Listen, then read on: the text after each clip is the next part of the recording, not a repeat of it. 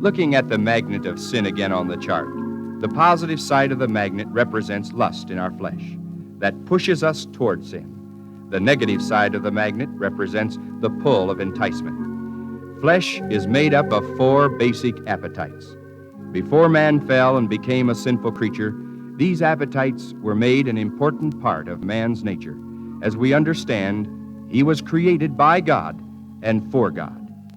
After man fell, the will lost control of the appetites, and the appetites became unrestrained. These appetites are as follows in their order of strength. The first is the sex appetite. The second is the hunger appetite. The third is the greed appetite. And the fourth is the spiritual appetite. Using the sex appetite now, which is the strongest of the appetites, we will illustrate how lust and enticement work together to conceive sin. Man's nature, you see, is aggressive or positive, and woman's nature is passive or negative. A woman's body has what we call body magnetism. The aggressiveness of man is easily attracted to it. For this reason, a woman who does not watch over the sex attractions of her body can be an enticement and create temptation by simply not having proper teaching and wisdom in the way she dresses. This is why ladies receive special instruction in the Scripture regarding their dress and appearance. There is enticement, of course, in the world all around us.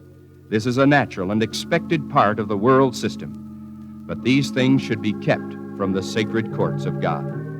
The Scriptures reveal in the writings of Moses, Isaiah, Paul, even in the words of Jesus, that sex sins head the list of the works of the flesh. By studying the 6th chapter of Deuteronomy, where you will find God's moral law condensed in the form of the 10 Commandments, and in Galatians 5, the works of the flesh, you will discover that both of these scriptures can be divided into categories that correspond to the 4 appetites. Lust is appetite out of control. Always keep in mind that the appetites were originally installed as essential desires. The sex appetite served a twofold purpose. It was given to man when God saw that he was lonely. God designed the human bodies so man and wife could together enjoy a rare and intimate fellowship. The second purpose of the sex appetite is the desire to reproduce. The hunger appetite is the desire for strength and health, a signal for food energy. The greed appetite is the desire for dominion as God intended man to have it. The spiritual appetite is the desire to worship deity. Through the centuries, man and Satan have worked together to pervert and distort the beautiful and proper use of these appetites. Man's body, consisting of his flesh and spirit, was not made to lust and sin. Sin is unnatural. Righteousness is natural for man, but he cannot achieve it because his fallen nature is stronger than his inward desire to do right. What has to happen is simply this.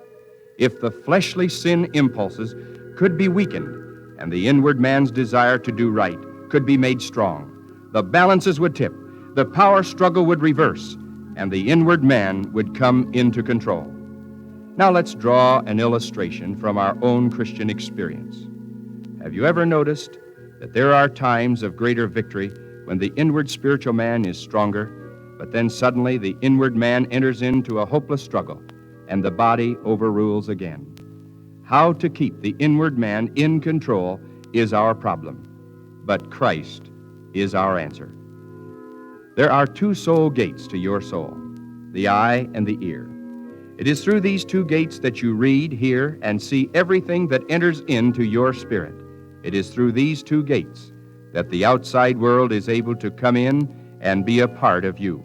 If your will controls what passes through these 2 gates, this will be the beginning of victory for you. At this point, let's learn something about consciousness. You can only concentrate your attention upon one thing at a time. Allow your consciousness to concentrate only upon good things as much as possible. We call this selectivity. Richard C. Cabot, in his book, What Men Live By, said, "By selection of work, play, companions, words, men become what they are." In Philippians 1:9 and 10, Paul said it in these words, And this I pray, that your love may abound yet more and more in knowledge and in all judgment, that ye may approve things that are excellent, that ye may be sincere and without offense till the day of Christ.